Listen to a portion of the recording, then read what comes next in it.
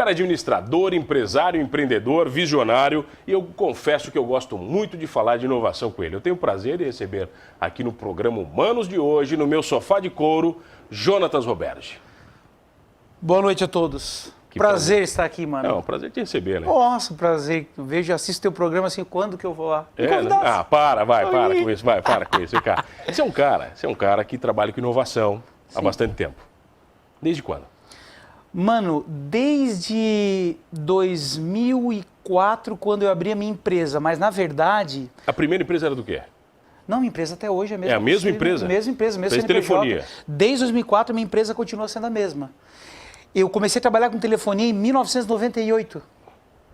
Na verdade, eu tinha uma intenção em ir para a área da saúde e, por uma besteira, comecei a verificar um amigo meu, César Giger, que ele trabalhava com venda e compra e venda de carro, e eu comecei a interagir, comecei a gostar daquela questão de compra e venda. Então, nesse primeiro momento meu, foi do varejo, de comprar e vender. Mas você comprou e vendendo o quê? Telefone celular. Telefone celular? Telefone celular. Muitas pessoas que me conhecem por celular. Até hoje ainda. Hoje, Jonatas, pô, tens o telefone e tal para vender. Coisa que eu já mudei já desde 2012. Aí você começou em 98, mas 2004. Aí em 2004 você começa vendendo celulares.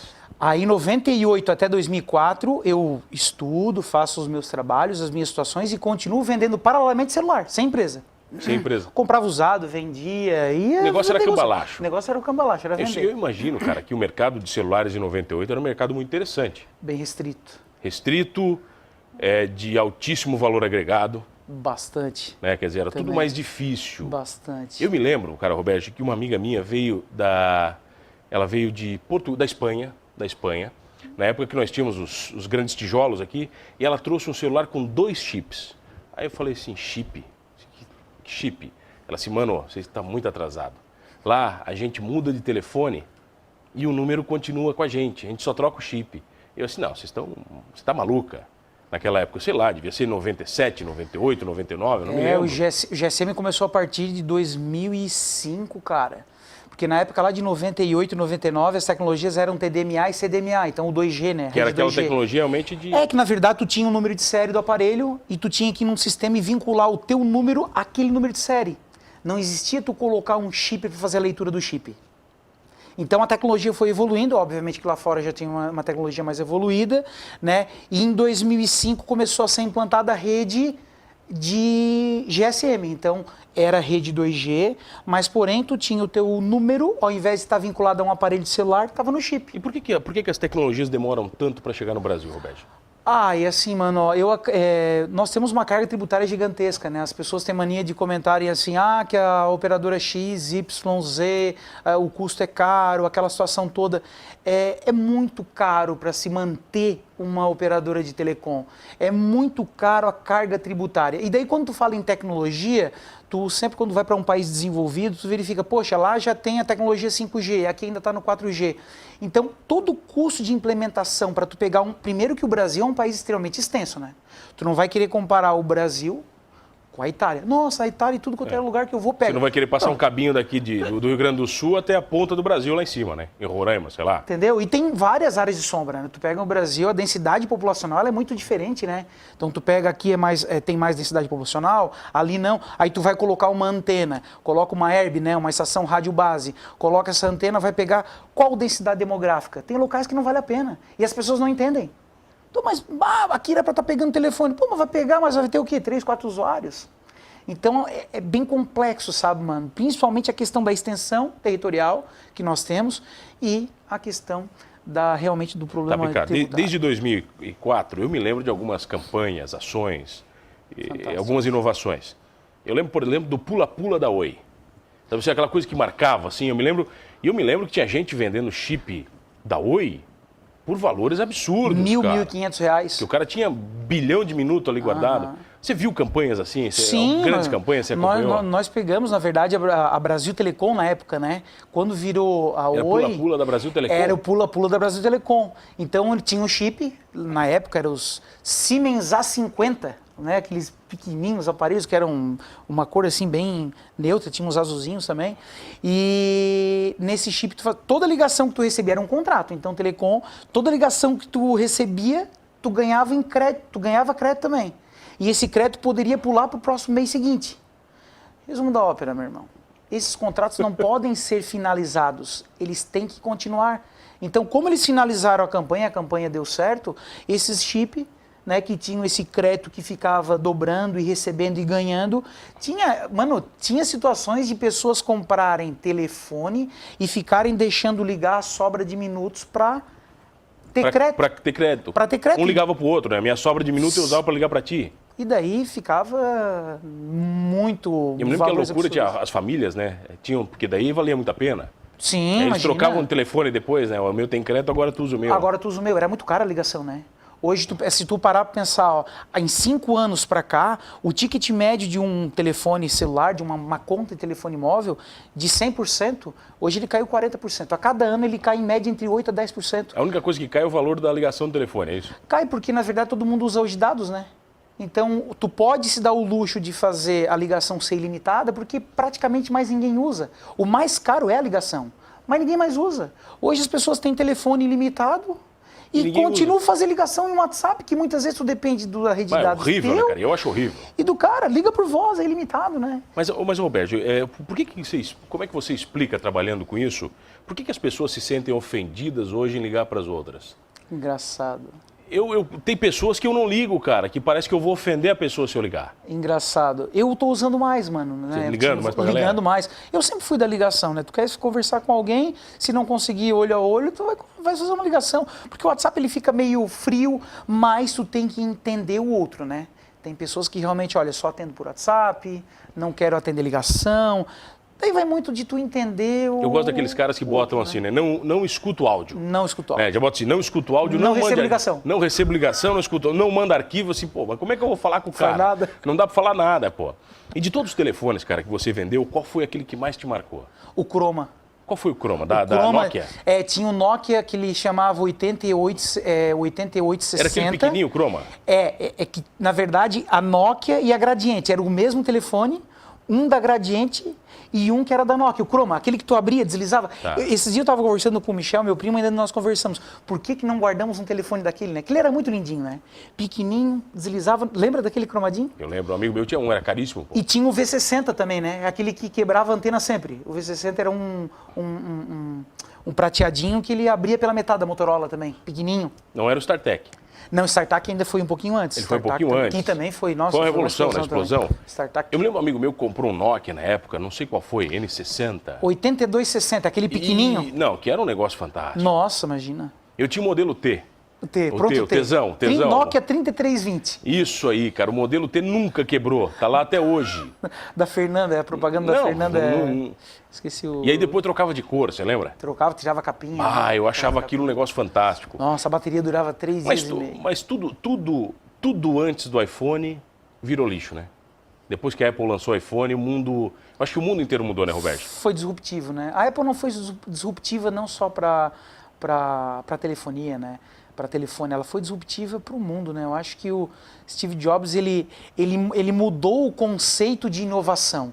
Eu acho que a inovação está muito atrelada a ele, né? A persistência dele. A teimosia, né? A persistência. Ele foi um cara que foi muito criticado nas situações, naquelas evoluções do Macintosh, né? Dos computadores. Então, assim, a persistência dele levou esse mundo disruptivo. Ele é um dos caras que, obviamente, está dentro desse mundo de disrupção. O telefone foi um deles, né? Telefonia, o iPod, que ele começou com, né? Você lembra quando viu o primeiro iPhone?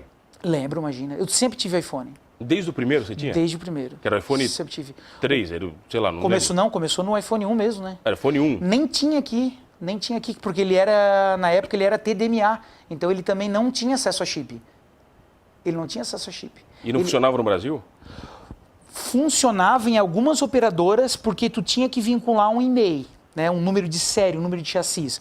Então, o sistema da operadora XYZ tinha que ter aquele modelo de celular embarcado para conseguir colocar. Então, algumas operadoras colocavam esse número de chassi e vinculavam muitas vezes, temicamente, a um Nokia 3320. E passava, e a linha entrava no telefone e tu funcionava, fazia com que ela funcionasse. Aí, o iPhone 3 foi o iPhone que já veio o GSM. Aí já veio para todo mundo Aí já usar. colocava o chip e tava tudo certo. Lembra, né? Nossa, um monte de gente trazia de fora. Nossa, aí o telefone não era desbloqueado, aí tinha que botar uma chapinha por dentro para poder fazer o desbloqueio. Cara, Era uma gambiarra, né? Eu me lembro que era uma gambiarra. A gambiarra tremenda. E qual o pior telefone que você lembra? Teve um que era muito ruim, meu Deus, isso aqui era um lixo. Lembro. Mano, tu teve pronto T, né? Eu tive um pronto Foi o T. aparelho que mais incomodou. É mesmo, incomodou. Nunca me incomodou, cara. Quando ele não incomodava, mas a maioria incomodou. E outro que incomodou bastante também foi o Chroma. Tá, mas um que eu tinha que me incomodou foi um Ericsson. O Ericsson tinha o Tinha um KF788. douradinho. Era o que abria? Caríssimo. Tinha o KF788, Que tinha o levava- DH668, aqueles grandão, pronto. Não, era pronto, não, quando era veio o primeiro pequenininho, pré-pago. era um Ericsson pequenininho, assim. E aquilo incomodou, cara. A primeira semana já não KF788. funcionava mais e... Também incomodou, mano, também incomodou. Mas a Nokia teve problema nesse pronto T e tiveram problema também no Chroma, porque o Chroma ele era um aparelho finlandês da Nokia e ele tinha uma questão de diferença de temperatura. Então, quando nós tínhamos as estações extremo? bem definidas, no calor bem extremo ele dava um certo problema na placa do aparelho. Mas o KF também deu problema, sim. Deu problema? Vamos falar de mais telefonia na volta, pode ser? Bora. Grande prazer de receber hoje aqui ele, que é um mago da inovação, Jonatas Roberto. Fica comigo que eu já volto aqui no Manos. Voltei aqui na RTV, eu sou o Mano Dal Ponte, você já sabe. Comigo 2 entrevistas inéditas todas as noites. Eu tenho o prazer de receber hoje aqui o cara que é administrador, empreendedor, empresário e fala de inovação como ninguém, Jonatas Roberto. Simbora, mano. Bora, vem cá. Você comenta, de vez em quando você está no debate aberto da sua maior, metendo opinião. Hoje eu perguntei para Sil Citadin, porque eu queria saber qual foi a data mesmo, mais ou Que menos. você começou? A Sil me convidou em novembro de 2014, cara. 2014. Desde 2014 até 2000, vão fazer 5 anos Você está lá? que eu tô participando do debate, cara. Nossa. Você se considera um bom debatedor? Ah, mano, é uma pergunta perigosa, né, Não, mano? mas eu gosto de fazer perguntas perigosas. Assim, muitas vezes as pessoas podem interpretar de maneira diferente. Eu sou um cara que eu sou... Você é firme, não, você é muito firme. Eu tenho a minha posição bem definida, eu sou um cara que eu me programo para as coisas, eu nunca vou chegar atrasado, pode acontecer, mas não existe tu chegar num programa ao vivo atrasado. Irmão, se o problema é de trânsito ou o que for, tu vai ter que estar lá no horário correto. Nunca vi o William Bonner chegar, pessoal, desculpa que deu um São problema. Paulo aqui, no Rio aqui. Então, assim, eu gosto muito de me preparar. Então, toda vida eu vou pro debate, eu sei qual é a situação. É trazer um tema, é estudar sobre o tema, e daí, obviamente, aquilo que roda na mesa a gente vai debatendo. Você acha que esse teu jeito de ser, te ajudou como vendedor? Ajudou, mano. De argumentação, do cara... Ajudou, mano. Você tem cara de que não aceitava perder venda, cara. Não. Só olhando o teu jeito, assim, já dá para saber que é aquele cara que não aceitava não vender. Pra mim é uma batalha. Mas assim, a venda é aquela venda sadia, mano. Porque quando tu consegue fazer uma venda orgânica, a venda orgânica é aquela venda que tu entende o que o cara precisa e tu entrega o que ele quer. Então, teve algumas situações, claro que demora, né?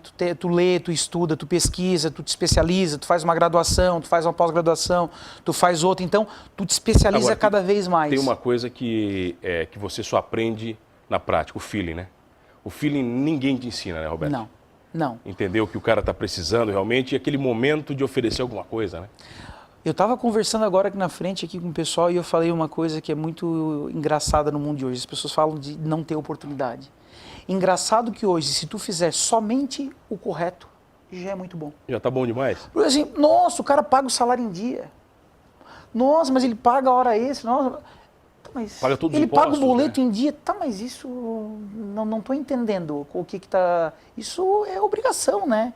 Então, quando tu vai falar numa venda orgânica, que tu pergunta para o cliente o que ele deseja e tu mostra para ele quais são as opções e ele faz a compra dele, óbvio que tem traquejo, óbvio que tem que entender o perfil do cliente, é óbvio que tem inúmeras situações ali dentro, mas tu fazer a venda orgânica, ela é saudável e ela é mais demorada para tu conseguir encaixar o teu jeito. Tu começa a vender até as pessoas entenderem o teu processo, mas depois de 5, 10, 15 anos, eu já estou lá desde 99 fazendo venda, quando as pessoas se têm qual a referência? Não, a referência é a credibilidade, é vender da maneira correta. Aí o resto segue, entendeu? Já vai mais tranquilo? Já vai mais tranquilo. Mas você vendia aparelhos de celular. Certo. Você vendia produtos prontos.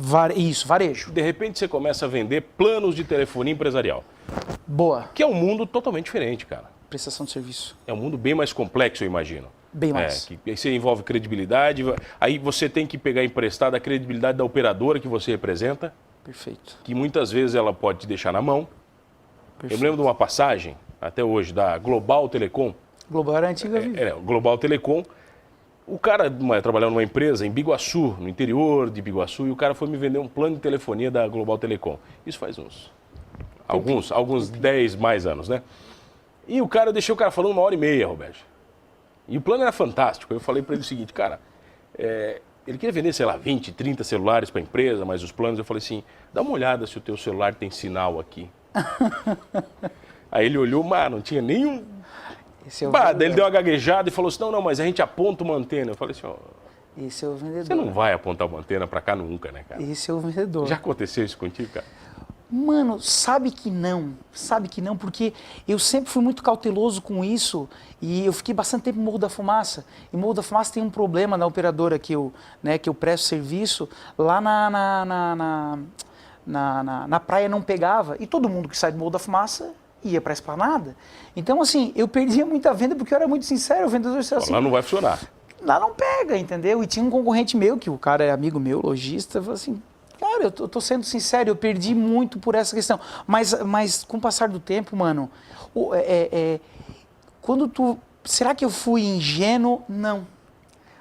Tudo aquilo me gerou credibilidade, entendeu, mano? Tudo isso volta? Volta muito, mano. Então, assim, quando tu vai fazer essa mudança que eu fiz em 2012, eu rompi com o varejo realmente, que eu tinha 4 revendas e comecei a prestar serviço, que daí eu atrelei nele a questão da inovação, o acompanhamento, o que precisa mais, né? Não só telefonia móvel, a questão de nuvem, a questão de servidor, de link dedicado, de gestão financeira para as empresas, redução de custos.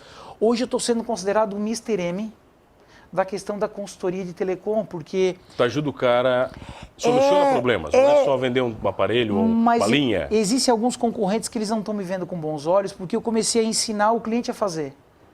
Cara, tu não precisa me pagar para fazer, faz tu mesmo. Só que quando eu falo para o cara fazer e dou o algoritmo para ele fazer, a fórmula, ele fala, não, cara, então faz para mim, tá, se eu fizer eu vou te cobrar X. Entendeu? Então, muitas vezes as pessoas querem fazer, não, eu tenho jeito de fazer, é assim, tu não queres passar ele para frente. Hoje o mundo é do compartilhamento. Se tu não puderes compartilhar, se eu der aqui uma fórmula, as nossas mães lá que fazem o bolo, ela pode botar no papelzinho lá, botar, o bolo de chocolate. Tu pode dar para 10 pessoas. São 10 bolos diferentes. Serão 10 bolos diferentes. Tá, Roberto, mas olha só, se a gente voltar 5 anos no tempo, eu me lembro que a venda... Não, vai lá, uns 5, 6 anos, sei lá. Eu me lembro que a venda de pacotes de telefonia empresariais sempre eram cercados de muitas dúvidas. Eu me lembro que as empresas compravam pacotes de telefonia e nunca entendiam muito bem o que estavam comprando. Isso tudo mudou? Para uma parte, sim, mano. O mercado expurgou, né? O mercado expurgou isso. Mas tinha muito, né? A questão da venda casada. É um negócio que você não entendia. Que você a venda casada, tu tinha... Eram muitos perfis diferentes. Por exemplo, tu tinha lá, quanto que tu precisa de ligação local? Aí tu tinha que colocar um X. Quanto precisa de longa distância? Quanto precisa de internet? E daí tu dava margem para o mal vendedor. Porque o mal vendedor podia falar, mas aqui vai esse combo aqui completo, já vai com tal situação. Então tu dava margem muito para isso. Hoje não, hoje o mundo mudou bastante, os telefones hoje praticamente falam ilimitados, só compra internet, né? Então, e é só o que você quer? Aí... Quantos clientes você tem? Hoje eu estou com 1.078, né? Isso sempre me chamou a atenção quando eu conversava com você. Eu te perguntava, você dizia, olha, mano, eu estou com 1.030, 1.034. Você sempre foi muito metódico nesse sentido com seus clientes? Mano, tu é obrigado a ser metódico com o cliente, mano. Você não sabe quantos clientes tu tem. Não, mas você está falando isso aí, caramba, é como se fosse a coisa mais básica do mundo, Roberto. Eu já sentei com muito empresário que não sabe nem o que vende, ainda mais quantos clientes vão ter. Mano, para tu fazer essas situações, saber quantos clientes tu tem, saber qual é o teu público-alvo, saber qual área que tu atua e tu poder te dar o luxo de chegar num cliente e falar assim, cara, esse cara não é meu. Não é para mim? Não é para mim, eu não vou entregar a solução para esse cara, não adianta eu empurrar. Isso é básico, tu tem que entender. E daí quando as pessoas perguntam, nossa, mas tu sabe o número certo de clientes que tu tem? Óbvio, eu sou obrigado a saber. Eu tenho um mercado de diferenciação, eu entrego para o meu cliente, eu converso com o meu cliente, eu tenho acesso ao meu cliente e principal, mano, tu nunca vai agradar a todos. Mas nós fizemos uma pesquisa recentemente com o IPC, eu tenho 90% de aprovação em pós-venda em telecom. Então tá ótimo, né, cara? Em telecom, 89%. Tá? Tá bom 89. também, Então, assim, em telecom, tu imagina que telecom a visão das pessoas sempre é distorcida. Então, os meus clientes, eles são muito poucos de entrada, mas eu tenho clientes de 5, de 6 anos que permanecem. Tu imagina que telecom sempre tem uma grande Como é que você rotatividade. faz para manter um cliente tanto tempo, cara? Faço só Só o básico? O básico. Mas você faz. Contata o cliente, fala a verdade para ele. Quando o cliente quer sair, ele está saindo para ir para a operadora X. Sabe a história do pretinho no pneu? Não adianta tu lavar o carro. Se tu não passar o Encerar pretinho. carro, se tu não passar o pretinho. Então, Parece assim, que ó, nunca tá limpo, né? como o segredo da venda, não só em telecom, em todas, na hora de vender é fácil demais. É na hora do problema. Do problema tu destaca. De chegar o cliente e falar para ti, cara, eu estou com tal problema. Vamos resolver. O prazo é tal, eu já abri chamado, eu tenho um sistema para isso, vou fazer tal coisa. E muitas vezes nem que for para dizer um não. Você falou em problema, você viu recentemente o caso do padre Fábio de Mello com cartão de crédito de um banco? Não vamos dizer qual é. Sim. Chegou a ver? Não. Então, o padre Fábio estava com um problema, fazia um mês que ele estava com um problema com o cartão do padre Fábio de Mello. Peraí. Que é o... Pô, um bambambam, você não vai deixar um cara igual ele esperando, né, cara? E ele colocou esse desagrado na internet. Então você imagina o que isso causou. Um grande banco privado. Nesse momento, alguns outros bancos se aproveitaram da situação e mandaram mensagem para o padre, mas brincando no post do padre. Entendi? Eu penso, e o que você está falando me faz refletir muito sobre isso, cara. Por que uma empresa, do tamanho da empresa que o padre Fábio era cliente, não resolveu o problema dele? Ele falou que ficou mais de mês esperando a resolução de um problema com cartão de crédito, cara. É a questão do processo, né, mano? Uma empresa, depende do tamanho dela, ela burocratiza tanto, ela tem que ter tanto acesso à informação que muitas vezes alguns processos se perdem, né? Então, muitas vezes, tu não segmentar o cliente é um grande problema que as empresas têm, de não entender. Pode ser que o cliente ele não tem que saber que ele é segmentado, mas existem segmentos, né? Um cara que é formador de opinião, um cara que é um artista, um cara que tem um volume muito grande de tráfego financeiro, um cara que tem um volume muito grande de linhas. Esse cara tem que ser segmentado. O segredo é tratar diferente os diferentes? Tem que ser, mano. Mas como é que você consegue tratar 1000 clientes diferentes, cara? Mano, é que na verdade tu tens uma questão de rotatividade. Então assim, ó, o cliente, um exemplo, tu tens a segmentação de cliente ABC. Né? Aí tu vai lá, pega dentro desse espectro, aí tu tens inúmeras variáveis, tu pode fazer por faturamento, tu pode fazer por quantidade de linhas, tu pode fazer por adimplência, aí cada um tem o seu algoritmo, mas tu tem que atender todos eles. E eles têm que achar que eles são fundamentais, eles são sempre fundamentais. Se o meu processo desenha que o cliente A, ele tem que ser contatado em 30 dias, nem que for para dar um oi. Se o cliente B tem que ser contatado em 60, que o cliente C tem que ser contatado em 90 ou em 120, mas naquele momento que tu vai contatar esse cliente, ele é único, ele é o maior, tu tá me entendendo? Mas todas as empresas, elas têm segmentação de cliente, todas. Então vamos lá, e a dica que você dá pro cara que quer ser um bom vendedor, qual é? Fala aqui, ó. Bom vendedor, primeiro de tudo, tu tem que entender quem é o teu público-alvo, quem é o que tu faz e o que tu vende. Mas eu acho que o segredo maior, mano, falando da questão do público-alvo, é realmente segmentar. É realmente saber para quem tu vende e realmente vender para o cliente o que ele necessita. Óbvio que vão ter as situações, vão ter as nuances de tu poder vender algo mais, algo menos. Mas o teu cliente, ele tem que saber o que ele está comprando e tu tem que ser totalmente transparente com ele. Resumindo tudo isso, eu acho que tu sempre fazer uma venda orgânica. Uma venda que o cliente está totalmente transparente, está sabendo do processo e está sabendo o que vai acontecer nos próximos passos. E sempre vai estar presente. Você acha que esse programa foi orgânico? Foi orgânico, mano. Foi orgânico? Foi orgânico. Então, bom demais. Muito obrigado pela presença. Acabou. Não dá tempo para mais nada. Nossa, muito rápido. Entendeu? Obrigado. Quero agradecer, Roberge, meu grande bruxo, e você que está em casa, sempre na audiência do Humanos. Faz o seguinte, Roberge. O cara quer te encontrar, né, cara? Como é que faz? Pô, é sacanagem. Você falou um monte de coisa e o cara não te encontra. Poxa, obrigado, mano. Em cima ali sobre a Multicópias, na Avenida Centenário. Em Criciúma. Em Criciúma, sobre a Multicópias, bem na Avenida Centenário, no número 3795, sala 201. E na rede social? Na rede social, b2btelefonia.com.br. B2B é B2B, né? B2B. Business to business. Tu fala bonito, cara. B2B. b2btelefonia.com.br. Temos também no Instagram nosso canal. E, obviamente, fizemos um escritório inovador, bacana, caprichado, bacana, padrão Google, para o nosso cliente entrar lá e ser bem recebido. Feito, então. Beleza? Procura o Roberto se você quiser falar de inovação e procura, você já sabe, aqui Humanos. Se você quer falar de qualquer coisa, sempre temas diferentes, entrevistas bacanas, divertidas e inteligentes todas as noites comigo, Mano Dal Ponte, aqui na RTV. E você já sabe, falando de inovação ou não, atendendo bem os seus clientes ou não, somos todos humanos.